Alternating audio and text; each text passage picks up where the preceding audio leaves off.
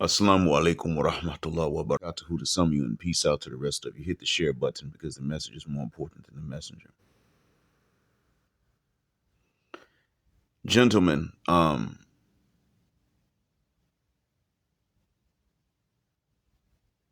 have to remind you guys about how it is that this is exporting.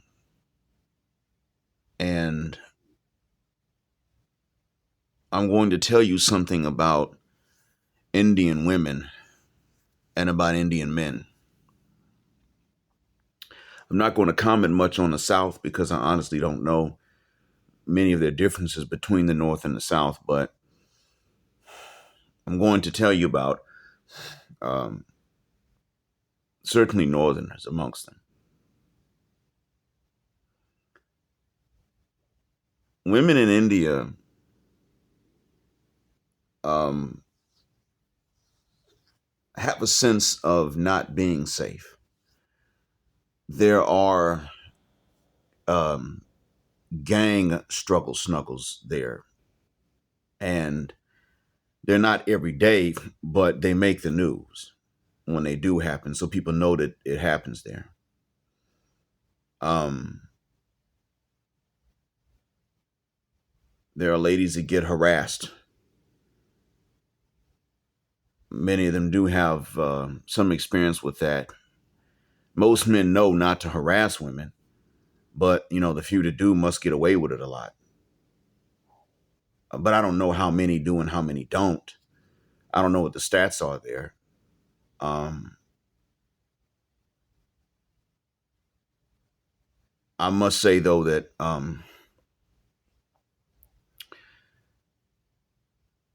they do have this issue where they have their own feminism and they've had it for a while. They had it from at least the 70s. And their divorce laws are actually sexist.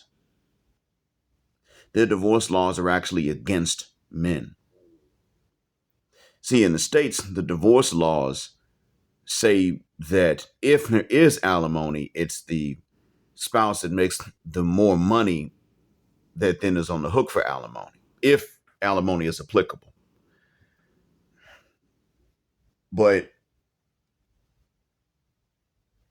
of course, women generally will not marry men for whom they could wind up on the hook for alimony. They'd rather not.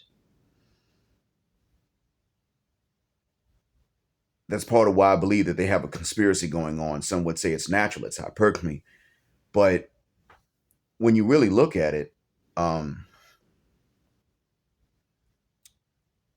they still, there are things that would be naturally in their best interest and they won't do it.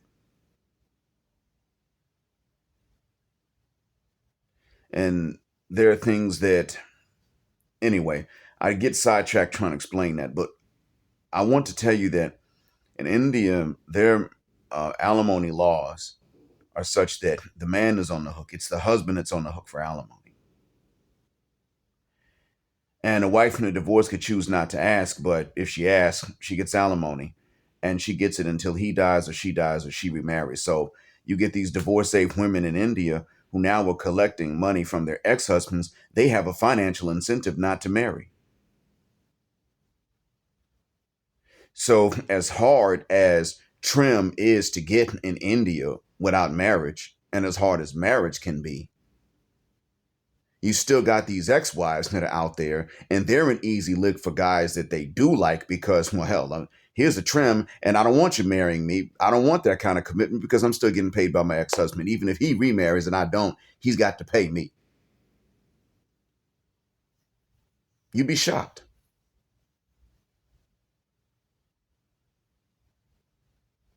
So there is that.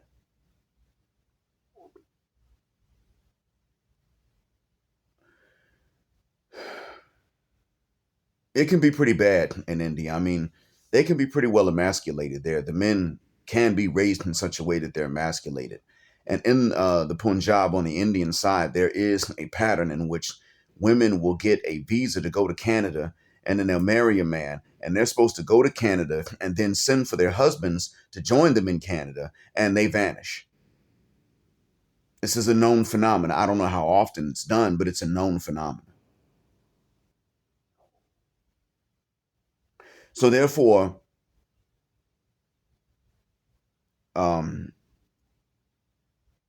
I don't want you guys to get the impression that they just know how to keep their men.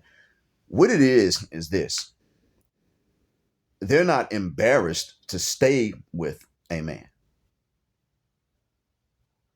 Western black women, and increasingly so women from the continent, as BGS has pointed out, are difficult to keep once you put them in certain environments. Now, what is the reason that they will leave their men before that woman from India will leave her man?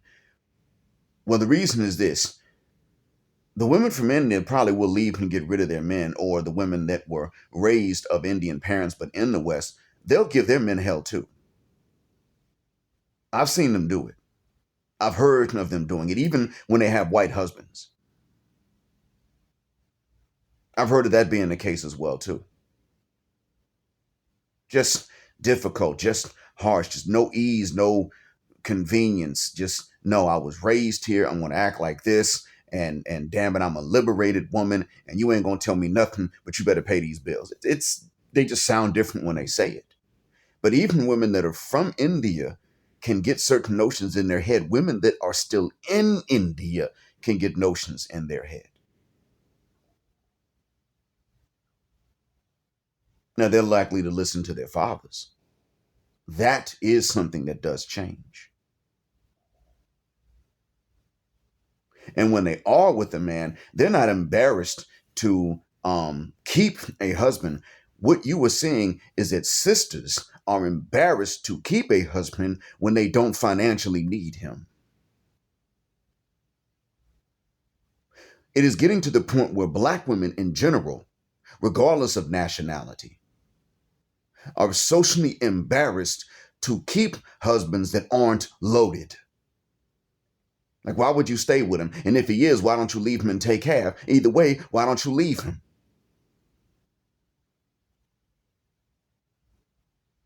See, for women that come from that Indian cultural background, regardless as to where they were raised, when they get around the aunties, there's nobody telling them leave. There's no one saying, well, just get rid of this guy just because. They may be told not to marry who they don't want, but they're not told to leave who they marry. That is different. You mess around here and you start getting with these women that are from the continent or from the Caribbean or from the African diaspora in North or South America, especially North America. And what you start seeing is that if they are with the same guy years later, their friends are like, girl, you still with him? It's like this. First, girl, you still with him? Well, has he put a ring on it? And then it's after years after marriage, girl, you still married to him? You can leave by now and take half. How long has it been? See, they're under pressure to do this. Now, I tell you to keep an eye out for women no matter where you go, because when you get to places where they're traditional and they may value the men and value marriage, and I appreciate that they do, you still have to understand that Esther V was not writing about only black people. And I've never sat and read a complete entire book that she's written. I'm still in the process of getting snippets, but I'm telling you that Esther Villar was not writing only about black folk. And what she was pretty much saying is that across the board, women use men. And the way they do it is by lying to us about who they are and what they are from the very beginning. And she even includes that they may not even tell their own sons that they're hiding something.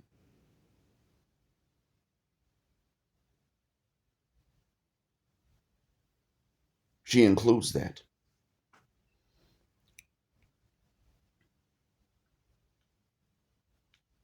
She tells you that they're involved in a conspiracy. And this is not, now she is largely talking about, we assume she's talking about the context of the West, but what she says applies in traditional societies.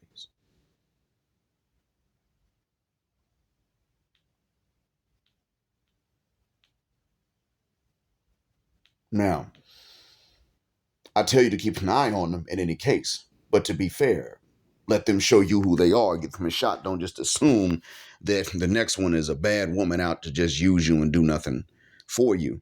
Don't assume that. Don't assume that she's going to be an angel either. Assume neither one. But what she's saying is that ladies have decided to behave in such a way that they would lead us to believe that they are just angels.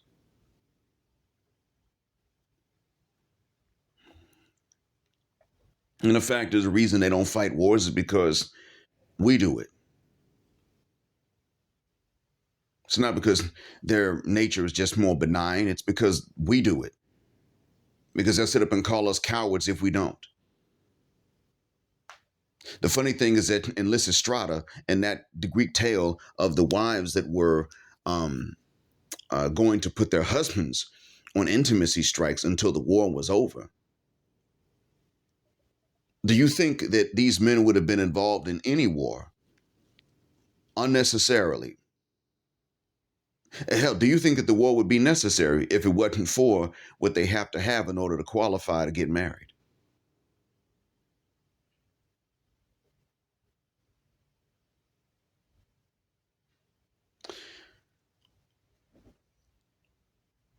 This is why I tell my students that they should never prioritize their sister's education over their own.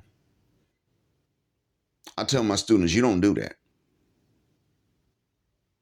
Understand, I say to my students, understand that if you get a phone call and you answer that phone call during my class, you are jeopardizing your education. And I don't care if it's your sister or your mom saying, pick me up and take me over here. If you answer that phone call, now you're on the hook to do what they ask you to do. And if you leave my class to do it, you are absent. And don't ask me about marking you present when you're not there.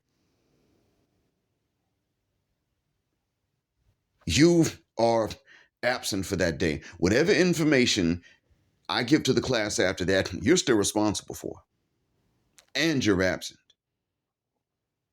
And know that your sister is not going to jeopardize her education for yours. So you can't jeopardize yours for hers.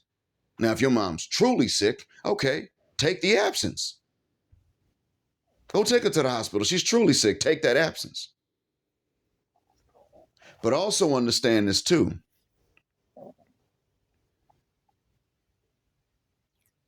If your mom's always calling you and interrupting you while you're in class, your mother is wasting your father's money. Because no, I know your mom ain't paid his tuition. She didn't do it. Your dad did. So your mom is wasting your father's money, and you need to have a talk with your dad about what your mom is doing. And you need to say to your dad, hey, yo, dad, mom won't let me finish these classes.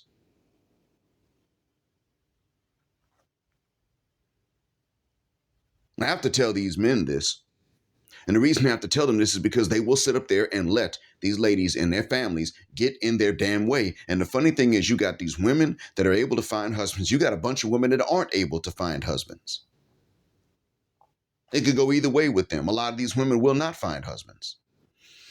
And a lot of times it will be because they still have hypergamous standards.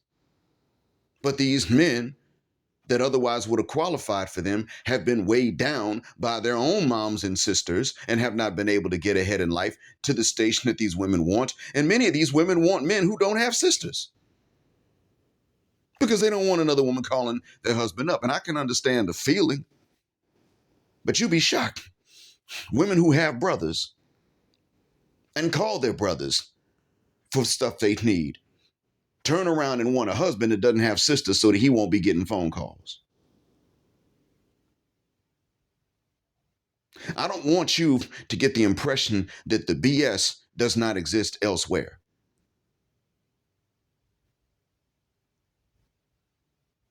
What I want you to know, though, is that you might be able to negotiate that stuff and reason past it to a certain extent when you get out of our cultural discomfort zone, because that's what it is. That is because these women here might be able, you can correct Arabs about certain things, especially if you're talking in private. You can correct them. There are ways to do it, but it can be done. We already know there is no right way you can correct a black woman, be she from the continent, living in the West, or be she from the West. You cannot correct them. They won't listen. We already know. On the continent, maybe it depends on which parts you're in. In some parts there, you can't do it. And it doesn't matter how much you make or how much you provide or anything else.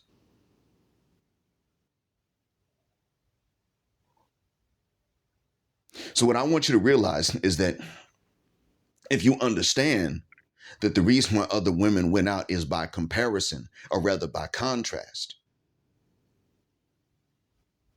because they're less of a headache to deal with than sisters, then you could be prepared to actually form stable marriages and families. If you leave the West thinking that they are all sugar and spice and everything nice, then you will start to run into the same things because your naivety is going to attract the predatory ones from amongst them.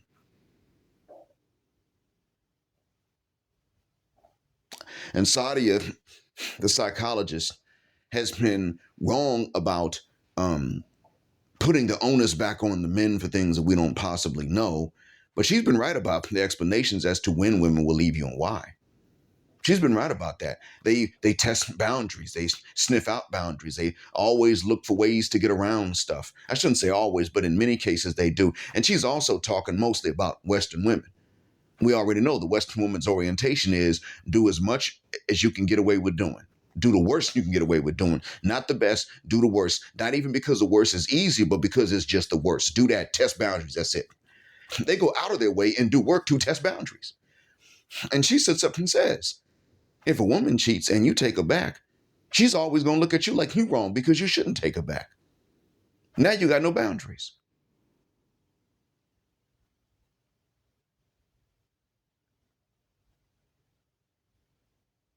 But understand that when you get into traditional circles, like Soraya Brooks, the Turkish German, she's actually both Turkish and German. People are saying, wait, she's not really German. She's just living. No, she's Turkish and German. She's a Turkish origin German citizen.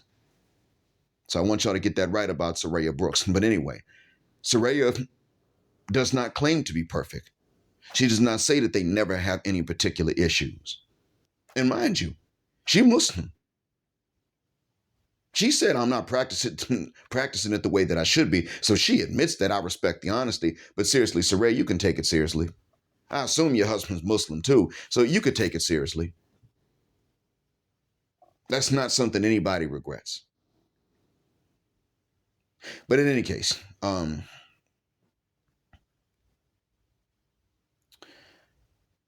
Soraya does not claim to be perfect, but she understands that she has to appreciate the good man and the good in her man. She's not under any pressure socially to bounce on and leave this man if he's good to her. You have to understand that sisters are under social pressure to do this. And this is something that goes on in many of our countries, even on our continent. If anything, we've been too matriarchal even back home. In certain places, we've been entirely too matriarchal. I'm all for respecting women, grown ass women, but we have actually allowed grown ass women to behave like little girls and still demand the respect of an adult woman. We've demanded that in many cases. I mean, there's a culture in South Sudan where they do that.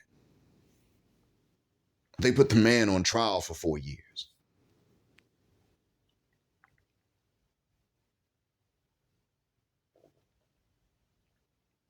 First, there's some early phase in the marriage where, and it lasts a long time, where he's sort of on trial.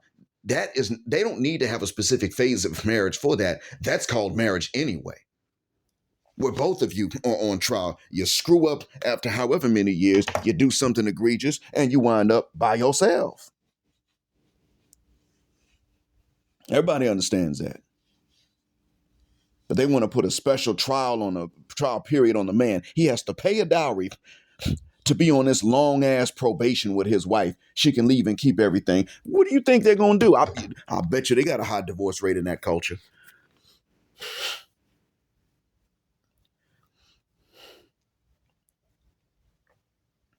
And not only that,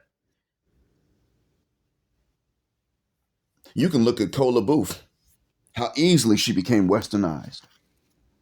That's the other problem. Other women don't always become overnight westernized. It takes them a while if they're going to do that. Sisters coming from the continent, it don't take them no time. That's where the difference is. It is not that there is no BS anywhere. It is that you will find that you can navigate and correct a lot of the BS more easily when you get out of our cultural comfort zone. But if you think that it's not there at all, you will be blindsided and you will be predated upon. And if you're ready for it to exist and you're ready to at least attempt to correct it, you're going to find that it gets easier and easier, and then it becomes a non-issue over time in stages and in steps. But you got to not underestimate it in the beginning. That's what I wanted y'all to understand. I hope this helps. Thank you for listening. And as always, black heart, black mind, black out, assalamu alaikum, black heterosexual, non-select male power because they don't like it, and black patriarchy until extinction of judgment day. Thank you for flying again with us here on Jet Black Airways, where the phrase jet black is also a verb. Keep Jet Black with us till the wings and the wheels fall off. Gender, justice, forever. And shout out to the new subscriber who came in through, who found me through Facebook.